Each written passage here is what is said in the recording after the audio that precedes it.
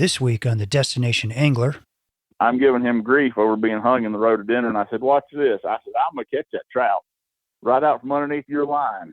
So I made a cast, and my line went across the rhododendron limb he was in, but the fly dropped down and touched the water, and when it did, the trout ate it. Well, when I set the hook, he just wrapped me up all in the rhododendron and broke off, and then we were both stuck in the rhododendron. So I learned that's when you keep your mouth shut. Welcome to the Destination Angler Podcast, the podcast for anglers who travel. And I'm your host, Steve Haig. We go right to the source, the local guides and experts, to build your knowledge of top fishing locations around North America. It's a big world out there. Now go and fish it. I'm going away for a while, but I'll be back soon. Whoa, whoa, whoa. Hey anglers, welcome back to another episode of the Destination Angler, brought to you by Trout Routes, the #1 fishing app, helping you find new trout waters so you can spend less time on the road and more time doing what you love, trout fishing. And by Anglers Coffee, perfecting the coffee experience for the fly fishing community and anglers everywhere with small batch coffee delivered to your doorstep. It's darn near perfect. Coming up on the Destination Angler Podcast, we're wetting a line in British Columbia for stillwater trout. Then we're headed for the hills of North Georgia and the Sequoia River. And be sure to backcast to catch the last episode on permit fishing in Belize with celebrity guide Will Flack. You won't want to miss these shows. And be sure to hit that subscribe button to catch all the great Destination Angler Podcast episodes coming your way. And today our destination is none other than the Tar Heel State and the world-famous Davidson River. And our guest is competition angler, author, and fly designer Kevin Howell, owner of Davidson River Outfitters. With over 3,000 miles of trout streams, western North Carolina is a fly angler's dream. Ranked as one of Trout Unlimited's top 100 trout streams in North America, the Davidson has it all, with large pools, long runs, and crystal clear water, and amazing scenery. Nestled in the beautiful Pisgah National Forest, the Davidson has great public access and is known for large, wary trout requiring light tippets and an ultra-stealthy approach. About our guest, Kevin started guiding these waters in the 1980s and is one fishy dude, pretty much on a first-name basis with just about all the fish. He's a certified casting instructor, a signature fly designer, and has patterns featured in many magazines. He's even been featured on Trout Unlimited's television, Fly Fishing America, and won fly fishing competitions, and authored or co-authored 5 books on fly fishing and fly tying. Lucky for us, Kevin gives us a great rundown on the Davidson and tips on many other streams in the area. He shares his top fly patterns like the Muddy Buddy, I love that name, and a couple of great stories on corn liquor, fishing with his dad, and trout so big his clients run for cover. Kevin, welcome to the show. Thanks, Steve. Appreciate the invite, and look forward to chatting with you. Yeah, for sure. Yeah, and man, I tell you what, I was just out doing some deer hunting this weekend, and it sounds like you do a little hunting too. How's your season going so far? Pretty good. I don't get to hunt as much as I want to or used to, but so far I've gotten one good deer this year, and I'll get some more time out in the woods here now that we're starting to slow down a little bit. That's right. Oh man, and you've still got anglers down there on the stream, huh? We do. It's in the high 50s, low 60s here every day, and upper 30s of a morning. So we'll have anglers all the way up till Christmas, pretty much. That sounds great. I need to get down there and do some fishing with you. Yeah, I wanted to ask you about Argentina. It sounds like you've done quite a bit of fishing in Argentina. Tell us about that. What's Argentina like? Argentina is wonderful. I've started going down there around 2000.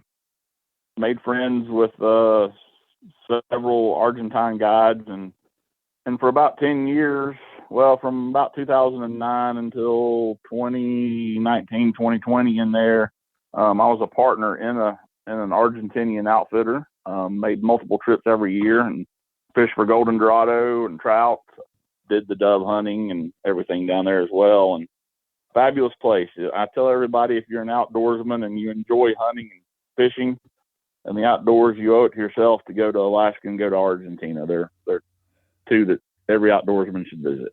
Huh. And so Argentina, heard for years about Argentina, but in your mind, what's Argentina known for? Is it just big trout? Are they, unpressured? What is it about Argentina?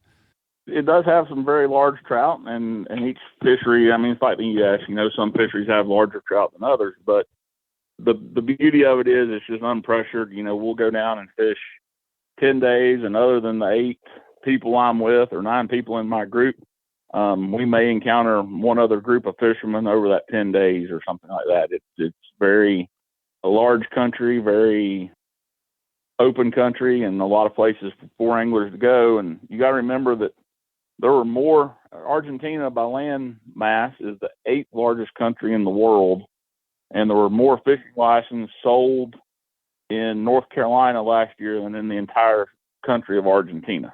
So, oh my gosh. So that gives you some perspective. Yeah, you can kind of have some water all to yourself, huh? You sure can. Yeah. Now it is big water, and the streams are huge, and you need rafts. A lot of people say, "Oh, I'm gonna go down there and fish on my own," and you can in the Spring Creek areas. Up around the town of Illuminae and some places you have some spring creeks that you can wade fish and fish on your own. But the famous rivers you hear about, the Lamai and the Majeo, and some of those are so large that it's going to require some type of a floating instrument. Gotcha. All right. Well, I hope to get down there someday. That sounds great. Well, let's talk about North Carolina. So I've been to Western North Carolina, done some fishing out that way, and it is beautiful, first of all, but it's also loaded with trout streams. And I was wondering if you could just kind of talk about Western North Carolina in general. Like, why should anglers, kind of put that on their bucket list? Sure. A lot of people, and for years the area wasn't known for its trout fishing, and over the years it's gotten more and more popular. But in the western 23 counties of North Carolina, you have nearly 3,000 miles of public trout stream. And then in addition to that, you have another 2,000 miles or so in the Great Smoky Mountain National Park. So there's very few places in the world where you can put so much trout fishing in such a small geographical area. Yeah, that's a bunch. It's also an area that a lot of people can access within a day's drive, that you don't have to get on a plane and fly to Montana or fly to Idaho or something like that. You can drive here in 4, 5, 6, 7, 8 hours. Yeah, exactly. Now, have you fished a lot of those 3,000 miles yourself, do you think? I've fished a very large portion of them over the years. I'll bet. Because you've been fishing down there since, you were a kid in the 1980s and before? Yeah, I started fishing. Well, my father introduced me. He was one of the premier fly tyers of his generation, and his grandfather or his father was a big fly fisherman. So, I'm 3rd generation fly fisherman here in this region, and I've spent my whole life out here since I was basically old enough to walk. No kidding. Okay. And tell us a little bit about your dad, because like you said, he's a pretty well-known fly fisherman, fly tyer. Sure. My father, Don Ray, and my uncle Dwight had the first commercial fly tying material suppliers in this area. They started in 1970, called Dwight and Don's Custom Tackle, and sold fly tying materials and supplies to people in this area. And they also were large fly tyers, and they tied commercially and sold them around the world. Everybody from the Prince of Wales to, Uncle Joe down the street bought flies from them, and they shipped them literally around the world. And they never wanted to have everything was mail order, because they didn't want to have a retail storefront where they were tied down to be there. That way they could go fishing when the fishing was good, is what they said. Oh, is that right? Okay. Well, rumor has it that you took a job as a teacher just so you could have the summers off to go fly fishing. That is correct. I took my first job. My father had been a teacher, and he always had his summers free to fish. And when I was a teenager and stuff, he and I would tie flies all winter and store our fly time money back. And as soon as school was out, we'd start going, and we would go until the money ran out, and then it's time to go home and go back to school. So that was kind of my philosophy too. And then I I went and got an engineering degree and figured out, well, hey, I can work part-time as an engineer and fish more. So Yeah, I was going to say, but that engineering degree almost ruined it for you, didn't it? yeah, it did. And so then I decided, well, I'd just be better off to fish for a living. So here I sit 30 some years later. Oh, no kidding. And then you ended up, what, you bought the shop out, or you worked there for a while, then bought it out eventually? Yes, I worked at Davidson River Outfitters. Started there in '96 and worked for 2 years and purchased it from Larry Hall, who was the owner then, and took over, and I've been there ever since. How about that? And now you guys have a whole stable full of guides, and you're pretty busy taking people fishing in that area, it sounds like. We are. We're super busy. I have 18 employees, and we run guide trips year round. January, February, a little slow, just because there's days that you don't want to be out there because it's cold or snowy. But right. Other than that, we go the rest of the year wide open. That's great. That's kind of a nice place to have a fly shop. Out west in some areas, you just really aren't. You don't have a lot of business in the middle of the winter, and you said you had business all the way up through Christmas. That's great.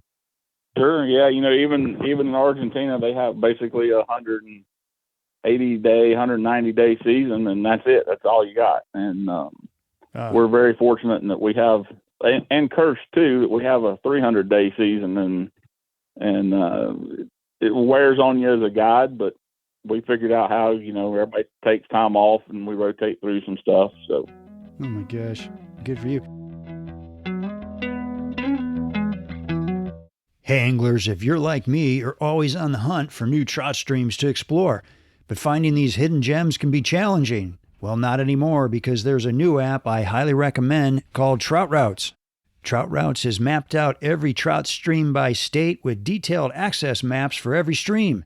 They have over 15 different map layers with hundreds of thousands of access points, color-coded stream ratings, public and private land, and more. Just this spring, I was in the driftless region of Wisconsin, and man, was it awesome to have the Trout Routes app on my phone to help us do some exploring. Trout Routes made it so easy to find new water and access points that we never would have known about. They also have local fly shops, the ability to take notes, and even local stream regulations, and you can download maps for offline use. Today, Trout Routes covers 25,000 trout streams in 34 states, and, big announcement, by the year end, the entire lower 48 will be added. So if you have an upcoming trip anywhere in the lower 48 or are looking to explore nearby streams, I suggest you check out Trout Routes today on your Apple or Android phone. Don't leave home without it. Well, what are some of the other rivers and streams, and we're going to talk about Davidson here in the middle, but what are some of the other rivers and streams people should be checking out down there?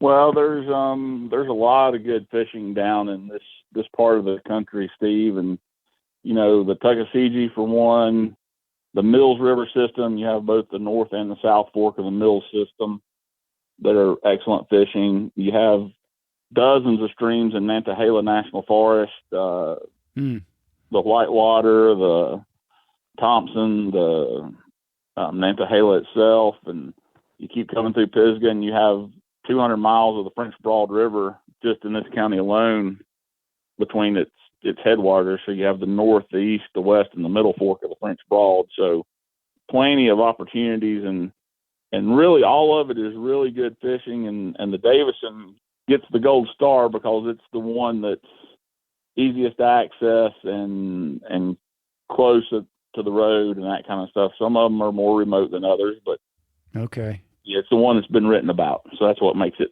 the famous one. Right. I've heard a lot about the Tuckasegee River. It seems like on Instagram, people are pulling some really nice fish out of that river, and it's a tailwater, right? It is a tailwater coming out of 4 reservoirs feed it, and so you have to be careful of generation schedules and cognizant of them, but it is well worth the fish. And I tell everybody, I said, put a $20 bill on a rock and watch it, and when it starts to float, it's time to get out of the river. And they said, why 20? And I said, well, because you're not going to pay attention to a $1 bill. So that's a good idea. Never thought of that. I've gotten caught in rivers where all of a sudden those rocks that you were fishing around start disappearing. You're like, son of a gun, I better get out of here. Yep, I've been there myself, and I've rescued a few out of the tuck that were stranded on a rock that weren't going anywhere until the water went down. If I didn't come along in my boat and pick them up, so. Oh, really? Okay. How big is the tuck when, it's low and people are wading it versus, does it get pretty rip-roaring then? Sure, when it's low and they're not generating water, you can just about wade across it anywhere you want. It's knee deep, maybe waist deep or chest deep in some holes, but you can navigate around those. And then when they turn the water on, you get about a 2 foot to a 3 foot, depending on how much they're generating, vertical water change over top of that. So, and you can imagine with the mountain gradient that water is coming pretty quick. Okay. How long is the tuck? Like how much time do I have? Yeah, so once they start generating, you have about 4 hours till it gets to the real popular areas where most people fish. And because it starts way up on top of the mountain and has to come all the way down. And natural flow affects that too. So if we have a rainy season and there's more water in the system already, then it gets there quicker. Whereas, right now, if you're over there and the water's kind of low, it takes it, maybe 4.5 hours to get there. So. Okay. Now, do you have some wild, some smaller streams up in the mountains that are all wild trout? Sure. You've got Looking Glass Creek and Avery Creek and the Pigeon, the west and the east forks of the Pigeon that are all native. Well, I won't say native; they're wild trout. Yeah. Stream-born fish and browns and rainbows and excellent fishing. A little backcountry stuff, and then we do have some native brook trout fishing for little native brookies up off the parkway and on the balsams and that kind of area. Okay. For everybody listening, can you explain this delayed harvest stocking system they have in North Carolina? Because that affects quite a few of the streams down there, doesn't it? It does. So what they did with the delayed harvest system is they took streams that may have been marginal trout water. Maybe they got a little too hot in the summertime, or maybe their nutrient level wasn't quite what it needed to be to carry a large number of fish. And so they took those streams, and on the first week of October, so starting October 1st and through that week, they stock those streams with trout, and then they'll stock them again the first week of November, and then they'll stock them again in March, April, and May. So from October 1st all the way through until the end of May, it is artificial lure, single hook only, catch and release only. So they really load them up with fish, a lot of fish in there. They make some really target-rich environments that people enjoy fishing, and we get to enjoy those rivers through the course of the winter when it's cool and stuff. And then when it starts to get warm, and maybe those waters would be too warm, or maybe they wouldn't have the nutrient load, then they go in and allow those people, starting the first Saturday in June, to harvest a limit of fish. And they can do that all summer long up until the end of September, because in October it reverts back and they start stocking it again. Okay.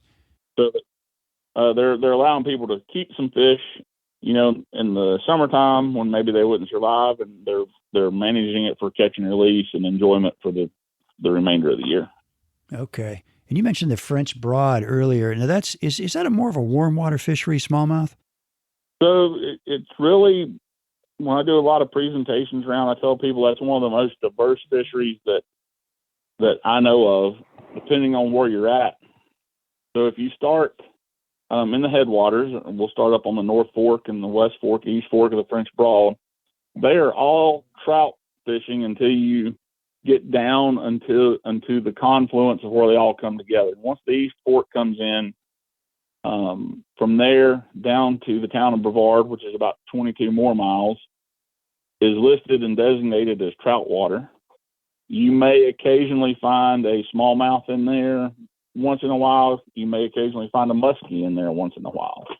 Really? And then from Brevard all the way to the Asheville Regional Airport area, what they call Westbelt Park and Long Shoals area, that's primarily muskie fishing with some bluegill, some suckers, chubs, and occasional smallmouth, but primarily muskie in that section. Okay. And then from from once you get to the airport and you go north, which is odd in itself, is that a river that flows north. But going north from Asheville on into Tennessee, it is predominantly smallmouth bass, occasionally a muskie or a largemouth mixed in. And then once you get below Redmond Dam, you will have walleyes that will come up out of Lake Douglas. You'll have smallmouth, largemouth. They've also been reintroducing the river sturgeon, so Oh, nice. we do see a few sturgeon in there. Nobody's caught one yet, but Is that right? but we have seen a few of them around. So I wouldn't have any idea how to catch a sturgeon. Do you have any idea? well, from everything I've read and stuff, stinky and small, because these aren't the big great or giant sturgeons that you have out in the Fraser River. These guys are predominantly like crayfish and worm eaters and scavengers on the bottom, from what I can gather. I gotcha. Yeah, I'm looking at my little Trout Routes app here at the French Broad and seeing tons of access up and down that river. Does that sound right? Yeah, there's a lot of access up and down that river. Part of it is in national forest, and then once it comes out, you've got a little bit of private land, and then you've got a lot of access points, up and down the river for boats and that kind of stuff. Nice. Hey anglers, are you looking for a darn near perfect cup of coffee to start your day? Then do yourself a favor and check out anglerscoffee.com. That's right, Anglers Coffee is made by anglers for anglers, delivered to your doorstep, one batch at a time. They start with the very best coffee beans selected for their great flavor and responsible growing methods. Then each batch is roasted fresh daily. The result is a wide selection of roast styles that will satisfy the most discerning coffee lover. And now you can enjoy Angler's Coffee anywhere, anytime with the Dry Dropper single-serving coffee in a tea bag. Just add water. And this isn't your mother's instant coffee. It's a single serving of carefully dark roasted, fresh ground and nitro-sealed coffee. A percentage of each sale goes to some great nonprofit organizations that directly impact the fly fishing community. So head on over to anglerscoffee.com to check out their great selection of coffee and the organizations they support. If you're not 100% satisfied, they'll give you your money back, no questions asked. That's Angler's Coffee. It's darn near perfect. Well, let's talk about the Davidson. You said it's got kind of a gold star. I see, once again, I'm looking at my little Trout Routes app. It's a gold rated river. That's pretty darn good. What is it in your mind that makes the Davidson so spectacular? One, it does have more nutrient load or biomass for the trout in it than a lot of the surrounding rivers, which means we have better hatches, mayflies and caddis and all that than some of the other rivers. So that really makes it, a gem in the area. And then the fish in there range anywhere, on an average fish, I'm going to call him 13, 14 inches, but every big pool has a 20 plus inch fish in it. And wow, depends on the day. And it's so funny because a lot of anglers come in the shop and they go, it's raining. I don't want to do my trip today. And we're like, oh no, today's the day you want to do your trip. Oh yeah. Huh. The more pressure, the more people that have fished the river, the more those larger fish have become nocturnal and low light and bad weather feeders. So that tends to be when we see the really big fish called is in the bad weather. So. Oh, no kidding. Okay. And those big fish, are they, what's kind of the secret to going after those big fish? Are they mostly meat eaters, or are they taking flies, or what? If used to, we had a huge hatch of green drakes, and we caught a lot of them on top on green drake patterns. Truthfully, I haven't seen a green drake in probably 10 years. And the reason for that is that we had a huge flood in 94, 95. It took out the bridge at the fish hatchery. It was a 100-year flood. Scoured all the silt and everything out of the river. So we lost a lot of the silt burrowing mayflies. And then They were just coming back good, and Francis and Ivan came through and relieved us of the silt again. And then last year we had an epic 1,000-year flood. So whatever was left of the drakes and the silt burrowers were gone. Now the good news is that our clingers like blueing olives and all of our caddis and all that, they seem to be healthier and better than ever. So Yeah. So it just kind of changed the fishery a little bit, from big mayflies to small mayflies and caddis. But those really large trout, they like green inchworms in the summertime. Every fish in the system loves the green inchworm. And then another good one is, like you said, streamer fishing. But I see a lot of people throwing these huge, 6-inch, 7-inch double articulated streamers, and we do a lot better with like a 3.5 or 4-inch black streamer that looks more like a salamander. Okay. What's your favorite pattern for one of those? Just, you can fish like a Muddy Buddy or any of the main streamers that are black and have, like a rabbit tail that swims kind of like a salamander would swim. So. Okay. A Muddy Buddy. That's a new one on me. What's that? It's just, I'm trying to think. It goes by several names. Basically, just a dubbed black body or a yarn black body with a zonker, and then it's got a couple of rubber legs over it. Also, like zertle bugs, a black zertle bug will do good. Yeah. That kind of stuff. But Davidson also has a larger population of stoneflies in it than a lot of the other rivers. So nice. That contributes real well to the big fish. Okay. Well, can you, for people who have never been out that way, give us a sense? I mean, North Carolina is a beautiful state. You're up in the mountains here. I think it's just gorgeous up there. But can you talk a little bit about what it looks like? It's just beautiful scenery.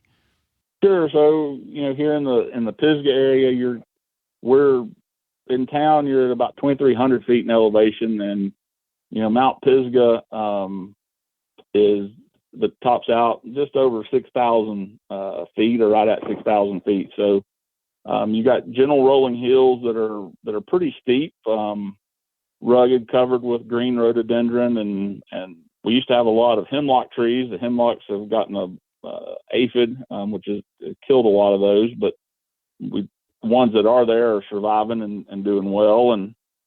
But a lot of the rhododendron, we have a lot of hardwoods, oaks, hickories, leaf chains, just like you'd see in Vermont or upstate New York. We have that here at the end of October, middle of October, depending on just how cold it gets, how quickly.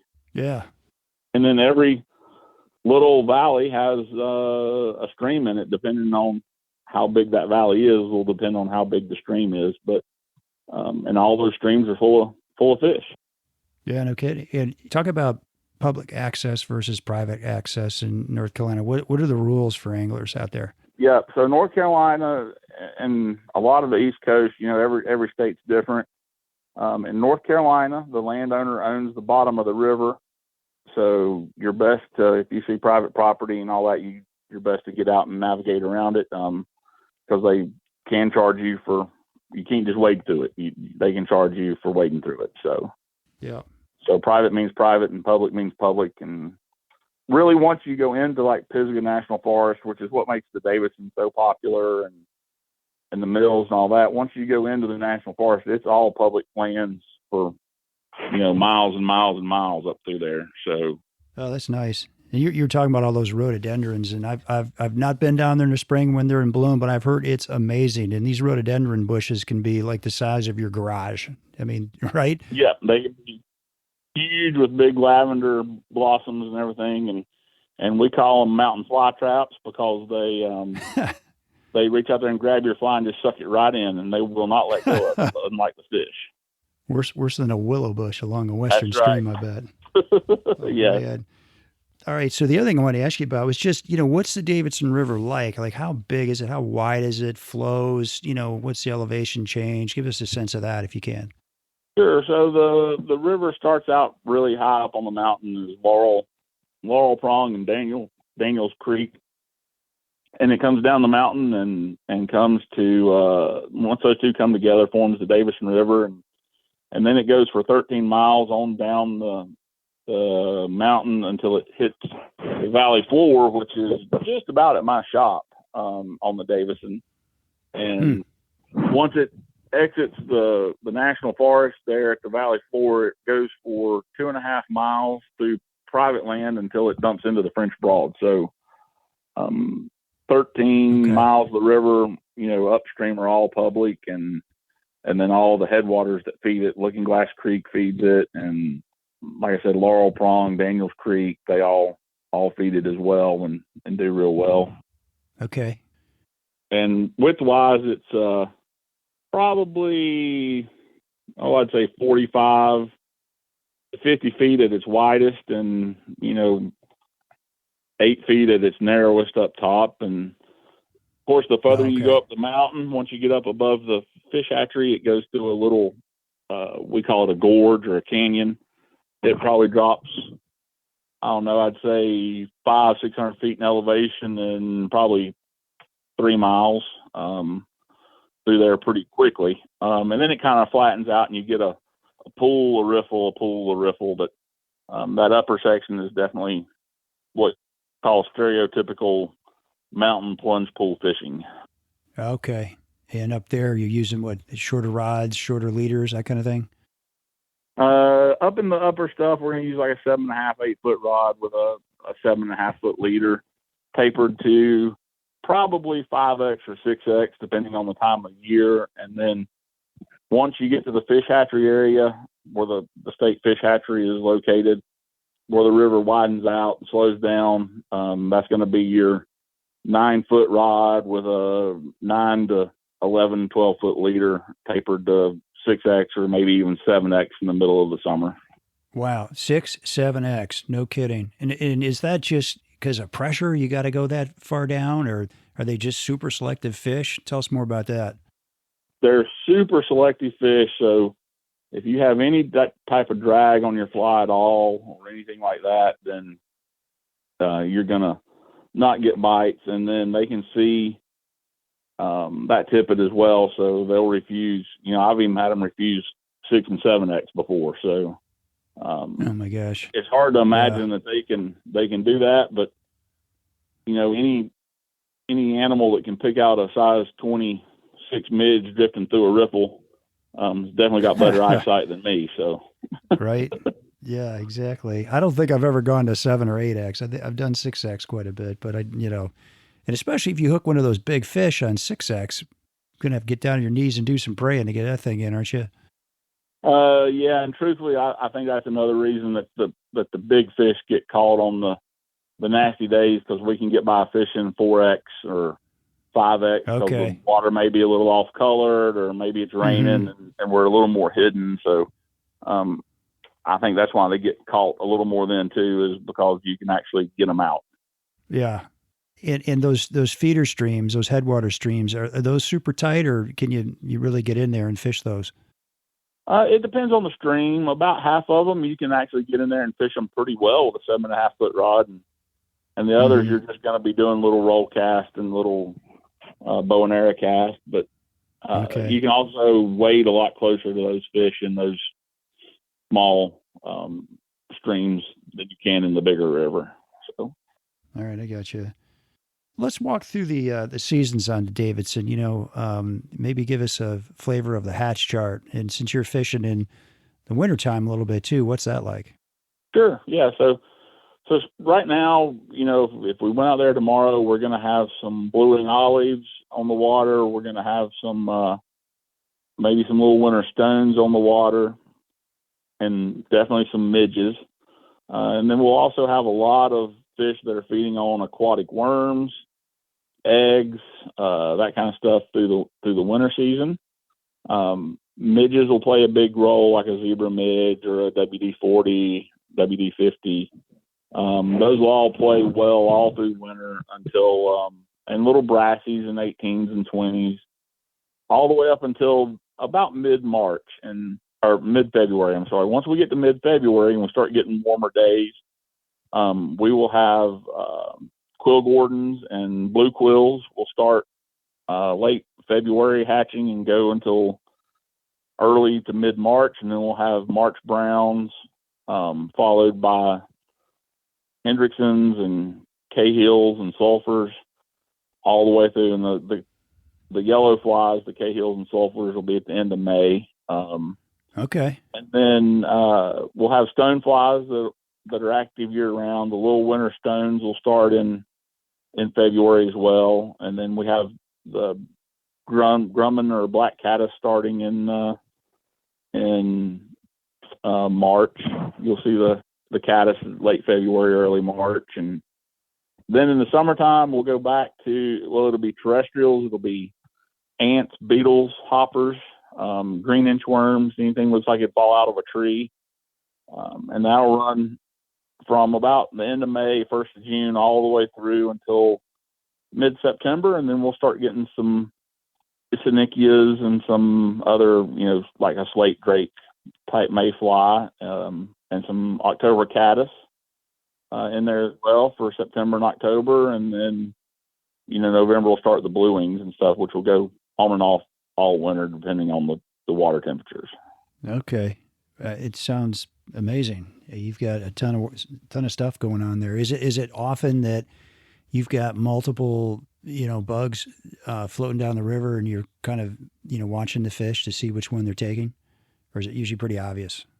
It's usually pretty obvious what they're taking, and our hatches aren't like the hatches you'd have on maybe a limestone stream in Pennsylvania or even, Montana, where you can't breathe for them. We have enough bugs that they're coming off. You can see them. The fish know they're there and they're looking for them. So, they're willing to feed that way.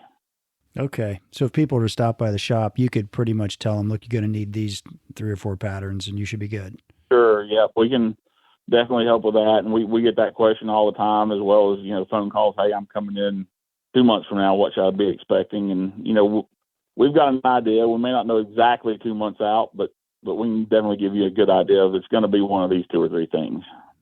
Okay. And what are some of the patterns that you've developed? Because you've kind of a master fly tyer here. I'd love to hear a little bit about that. Yeah, I've tied quite a few. So the Kevin stonefly is really popular in this area. Got a peacock curl body and a chenille thorax and rubber legs, and it's always one of our better or top producing and top selling stonefly patterns.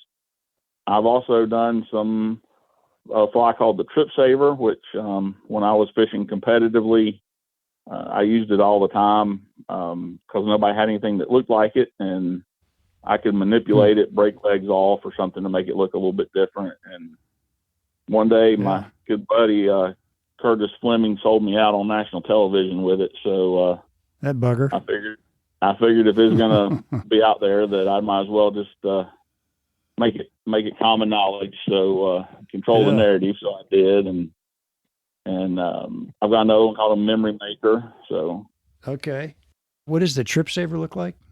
So the trip saver, it's got a brown rubber legs for a tail. It's got a hare's ear colored body with real small pearl tinsel through it, and then it's got a partridge soft hackle, a little bit of 2 or 3 strands of crystal flash mixed into the partridge, and then it's got a UV hot spot collar on it, and a tungsten bead, and 2 brown rubber legs at the front that you can leave on or break off if you want a different, whether you want a caddis look or a stonefly look.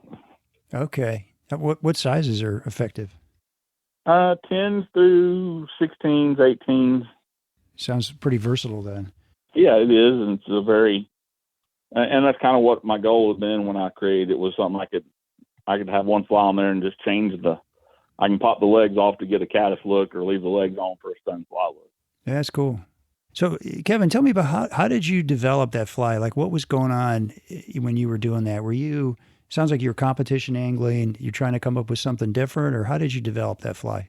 Yeah, I was fishing competitively, and you always wanted an advantage over everybody else. So at the end of the tournament, everybody's always comparing notes of what they'd caught fish on. So you start paying attention. Well, they'd caught them on a soft tackle, or they'd caught them on a caddis larva. So my father always told me God gave me 2 ears and one mouth, because he wanted me to listen twice as much as I talk. So good advice. You start paying attention to that stuff, and I started putting some of it together, and I'm like, oh, this is getting pretty interesting. And then you start fishing it, and you're like, I'm catching fish behind these guys, so it must be working. Did you tweak it a lot, through the years? Yeah, well, I did. I wouldn't say through the years. I tweaked it a lot those first, I don't know, 5, 6 months. I was really playing with it, and then once or twice through the years, I've tweaked it a little bit. But I'd say I went through about 5 or 6 iterations there pretty quickly, and then got pretty comfortable with it. That's cool. Would you be willing to send me some pictures of those? I'd love to put those out for our listeners on our Facebook and Instagram pages. Sure, I'll be glad to send you some photos of that. All right. Since the cat's out of the bag on the Trip Saver now, right? That's right. But you've forgiven that guy that told the world about it, right? Yeah, Curtis and I are good buddies, so I couldn't hold it against him too bad. Yeah, Curtis, if you're listening, sounds like we still love you. Yeah. All right, then you mentioned the Memory Maker. What other flies are your confidence flies? Well, Memory Maker and Trip Saver and Kevin Stonefly are my big ones, and then there's a fly from the area called a sheep fly, and it's one of those flies that if I had to pick one fly to fish the rest of my life with, it'd be on a very short list to be one of them. It's an old pattern that a guy named Newland Saunders developed in the 50s, and it's been around this area forever. And I don't know what the fish think it is, but they obviously hate it because they want to kill it every time it comes through the water column. So that's what's going on. Yeah. Tell me about this fly. What's this look like? It sounds like it's a nymph. So it's got a brown tail and a muskrat and rabbit belly with a brown soft hackle collar and grizzly wings laid back over it. I think the fish are probably taking it for a crane fly larva.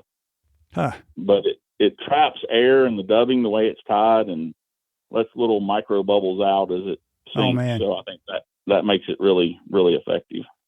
Yeah, that sounds like a good one. Well, I was going to just shift gears for a minute. I'd love to hear a little bit more about your story. Growing up in North Carolina, what was your childhood like? I was lucky. I grew up, maybe a mile from the French Broad River. Huge tract of land behind me that the guy let me hunt on. So I'd literally walk out my parents' back door with a shotgun when I was a teenager and go rabbit hunting, squirrel hunting, grouse hunting back through there, and grouse. Oh, cool. And walk back in the front door 3 hours later, or maybe my parents would take me up on the river and drop me off and let me fish for 2 or 3 hours. And I can remember going with my father and uncle, and we'd fish up on the West Fork, and there was a little low water bridge, and they let me out and I'd fish the section, and I get up the low water bridge, and there's always this guy sitting there on the bridge. He's as happy as could be, whistling and singing and everything. And so I'd stop and talk to him, and I'd go on fishing. And finally, after about 10 or 12 trips up through there, I got there one day. He looked at me and he said, "Now, Sonny, you be careful. They're making corn liquor up there today." And so he was their watch out that was sitting on the bridge. Oh, man. That let me go up to there fishing all the time and never said anything to me. But really? Are you kind of lucky? Well, I don't know if I was lucky or if he just knew I liked to fish and wasn't paying attention to anything else. So. And he finally told you, just keep your eyeballs to that river. Maybe don't be looking for us. Yeah. Oh, my gosh. And then as you got older, you went to college and got a degree and I guess you went to college in that area, didn't you? Yeah, I went to school at Appalachian State, just 2 hours up through the mountains here, and that's where all my grandparents and relatives were from. So I fished up there just as much as I did here, and came back to this area simply because of the fishing. And not only is the trout fishing good, but I've got good bass fishing close, and in 3 hours I'm red fishing in Charleston. So, oh, that's nice. It's a nice area. Yeah, for sure. Okay, and then how did you kind of get into fly fishing? Was that your dad again? Yeah, it was through my dad. Like I said, he was a big fly fisherman. My grandfather was a big fly fisherman, and so I didn't have a chance coming up. Is that right? You were going to fly fish? I was going to fly fish, but But not only, am a fly fisherman, but my father won the United Bass Fisherman Classic back then. Today that'd be the MLF circuit, as most people would know it. And Yeah. so I've grown up bass fishing just as much as I have trout fishing and fly fishing. So You talking smallmouth or largemouth bass? both. I got you. Okay. Can you tell a story or give us your most memorable moment or moments with your dad as a kid growing up fishing? Oh, I can definitely remember, like I said, being dropped off and fishing up there and running into the guys that were making liquor. That's always a funny one when I think back on it. And Oh, you did run into them. yeah, they didn't know they were dropping me off, and I was running into them. But I can remember fishing, hours with him. But one of my favorite ones was on the Oconee Lufty. We were fishing over on the edge of the Smokies, and we would take it fish about. So he'd catch a fish, and it was my turn to fish, and I'd catch a fish, and that's the way we'd work our way up river. And we got to this one pool, and there's this very large trout. I'd say he was probably, 22, 23 inches laying there and feeding. And my dad made a cast, and usually his fly was spot on, but for whatever reason, he got tangled up in some of that lovely road we were talking about earlier. Yep. So I'm giving him grief over being hung in the rhododendron. I said, "Watch this." I said, "I'm gonna catch that trout right out from underneath your line." So I made a cast, and my line went across the rhododendron limb he was in, but the fly dropped down and touched the water, and when it did, the trout ate it. Well, when I set the hook, he just wrapped me up all in the rhododendron and broke off, and then we were both stuck in the rhododendron. So I learned that's when you keep your mouth shut. Is that right? Yeah, but you hooked that fish, and here you are, 50 years later talking about it. That sounds like a good one. Yeah. I think so often it is literally the one that got away that you remember the most. It is, absolutely. Because they're always bigger in the water. You know what I mean? They always look a lot bigger in that water. Absolutely. Something about the reflection, and you think you got a 2-foot trout on there till you get it in. All right, and then you're also an author. So how did you get into doing all this writing? Well, I had a couple people call me. They were writing books on best places to fish or whatever. So I'd write a chapter for them or an article or whatever, and that turned into people calling me and going, "Well, you ought to write a book or you ought to do this." So just kind of fell in my lap. I guess they think I know something. I really don't.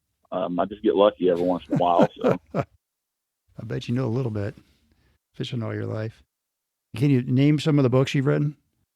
So I wrote a Southern Appalachian fly fishing. It was more of like a hatch chart thing for this area. And then my father had written a book right before he passed away, and we wanted to have it published for him. He had the rough copy done, and there was some stuff in there that just had to be cleaned up and everything. So I went through and edited it and got it where it needed to be and got it published for him. And then, so that's tying and fishing Southern Appalachian trout flies.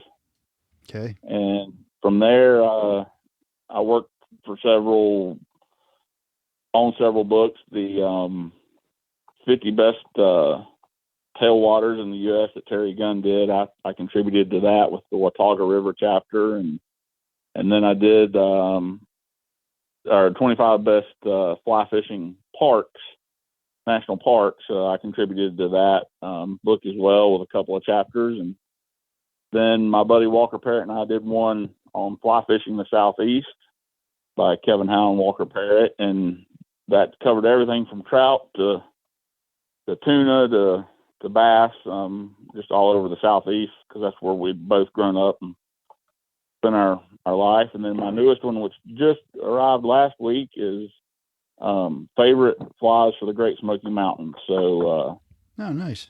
That's coming out. Well, it's out now. It arrived last week. So okay, I bet you've got the Kevin Stoneflies in that book. The Kevin Stoneflies in that. The Kevin Stoneflies all the way back in my dad's book that was done in the mid '90s. So it's been around a long time. All right. Just talking about fishing techniques and whatnot, what would you tell, anglers who are stumbling in your store looking for some advice? What's some of the basic advice you give anglers on how to fish?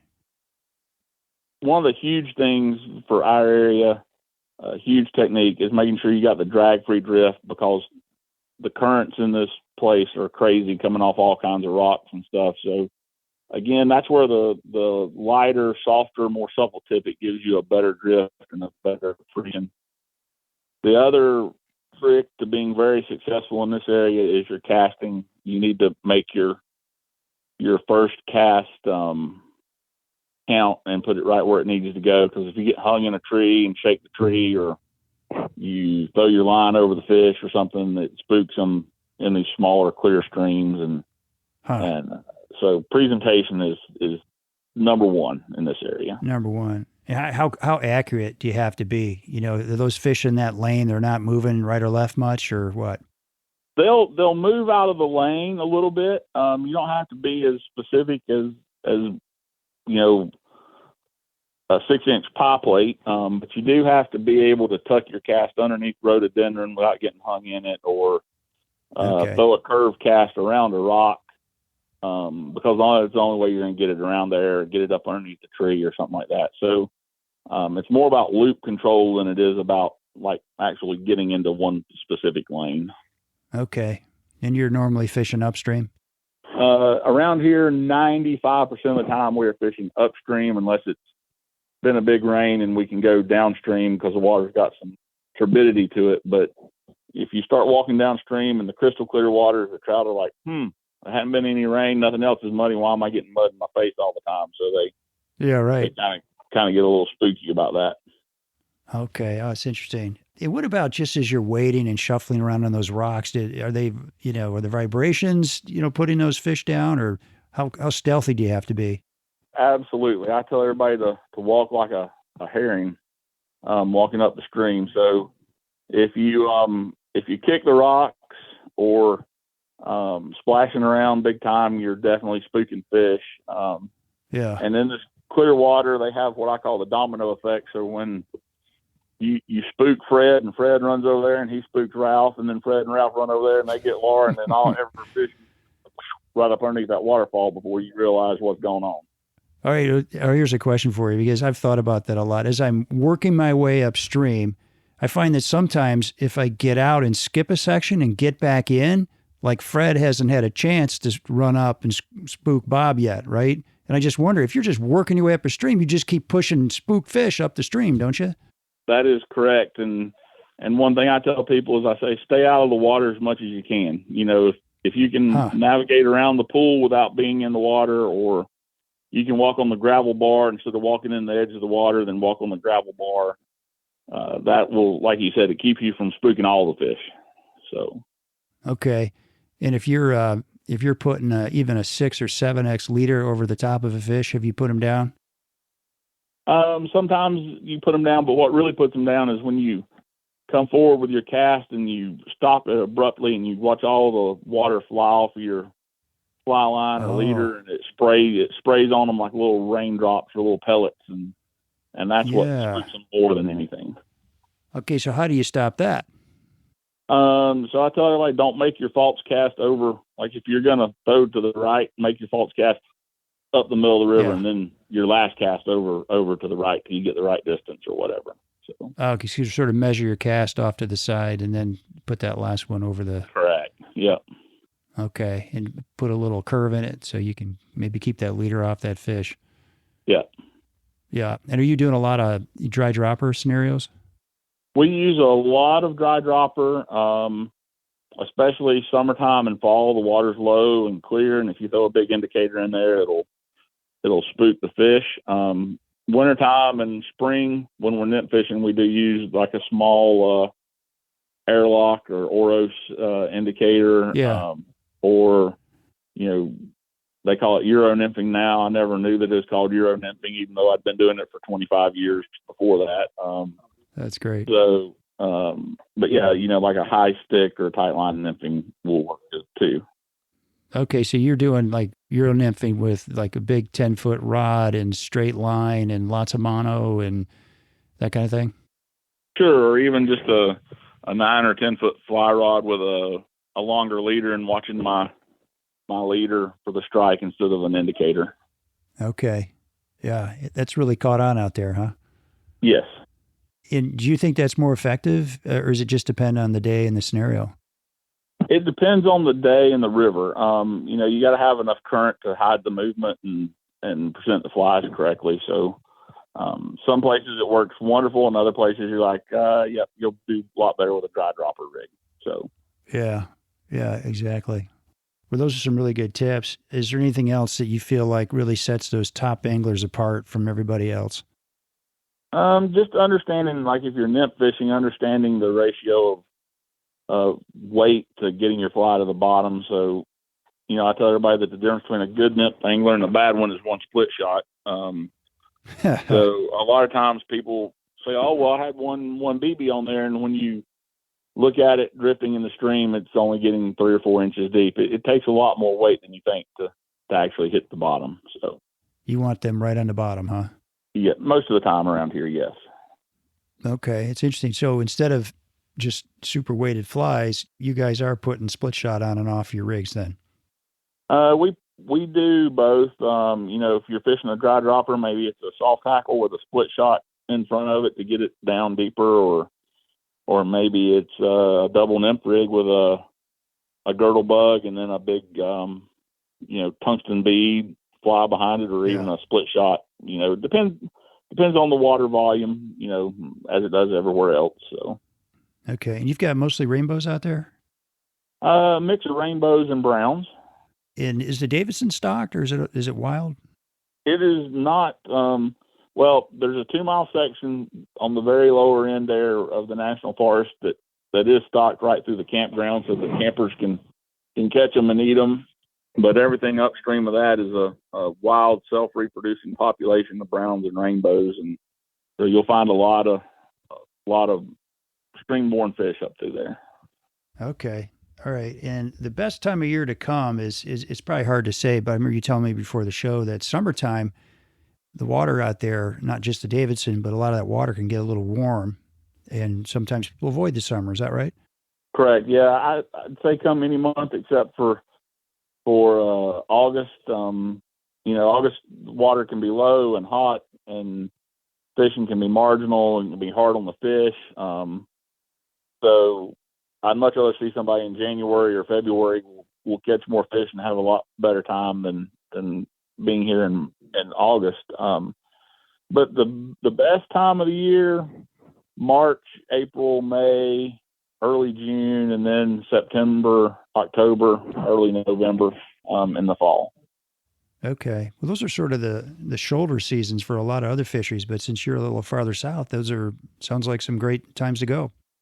Yeah, they are. Like you said, it's I have a lot of guys that will come down here from New England or whatever, and they'll fish. Go, well, man, it's been great. Now I'm gonna go home, and I got 4 more weeks before the season opens at home. Yeah, exactly. I bet you've got a funny story or two to share with all these years of guiding, and you seem like you got a pretty good sense of humor. So how about let's close out the show with one of your funnier stories. Well, one of my funnier stories would be I had a gentleman call me and he started giving me his resume of where all he'd been and what all he'd done, and he'd swam with headhunters in Papua New Guinea and made dugout canoes with the Cherokee and all this stuff. So he shows up and all he wanted to do was catch some trout. So we went over to one of the local delayed harvest streams, and we start walking up through there, and we're catching a few fish here and there, and we get up to a pool, and you look out there in the middle of the pool, and you can see a trout laying there that's probably 8 or 9 pounds. Stated stock is one of the old brood fish they were releasing back out that they've been getting eggs out of or whatever. And he's like, I want to catch that one. So for about the next hour, we stood there and we threw and we threw and we threw at this fish. Finally, I looked down in my box and I had a big old salmon egg where we'd been to Alaska, and it was like tied on a 1/0 hook. And I'm like, that's perfect. Wow. We're either going to catch this fish or we're going to scare him so we can go on and catch another fish. And keep in mind that we'd thrown stone flies, we'd thrown nymphs, streamers, you name it. We'd thrown everything in the world at this fishing. So I tied this egg on, and he made the cast, and the fly lands in the water. And I mean, that trout came. It was like you lit some type of rocket on the end of that trout. And he shoots over there, grabs the fly, and right as he grabs the fly, the client screams, throws a rod at the fish. The rod lands out in the water, and fish is over there just shaking his head back and forth, spits the egg out, and the trout turns around, swims right back to where he'd been, and lays down. What? And I said, what happened? He's like, it scared me. It scared you? It scared him. Scared? That's a first. I've never heard anybody being afraid of a trout. Yeah, a big one. The whole time, the trout literally went right back where he was, just like nothing had ever happened. Took care of that angler. The guy says, do you think you'll eat again? I'm like, I don't know. You're going to have to make a cast or two. And I said, I'm going to go up here and check on your wife. I had to go up in the woods. I thought I was going to pee in my pants. I was laughing so hard. I was like, the great white hunter who swam with the head hunters got scared by the trout. Yeah. Yeah, he might have been telling stories. Yeah, that's hilarious. Oh, my gosh. Well, have you taken any famous people fishing? My famous people have mostly been retired military guys. I've had a couple of generals and nice high-ranking NATO guys, so I've enjoyed having them out. Yeah, do they like to tell stories, or do they pretty much just stick to the fishing? A lot of them have some stories to tell, and some of them you're like, wow, that's pretty impressive. So yeah, I'll say there's a reason they're a general. So that's right.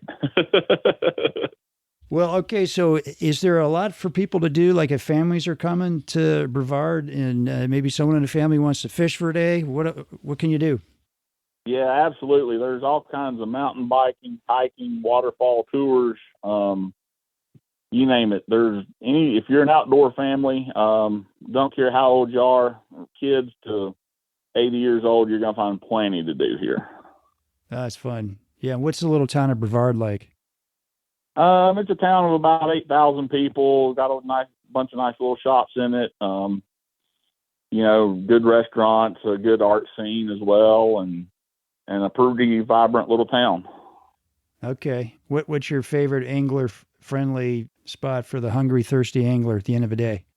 I'd check out Acosta Brewing. They got great food and a cold brew if you need one. There you go. Sounds perfect. All right, Kevin, thanks for being on the show. I really appreciate it. Well, thanks for having me, Steve. I appreciate it, and hope to see you out there on the river soon.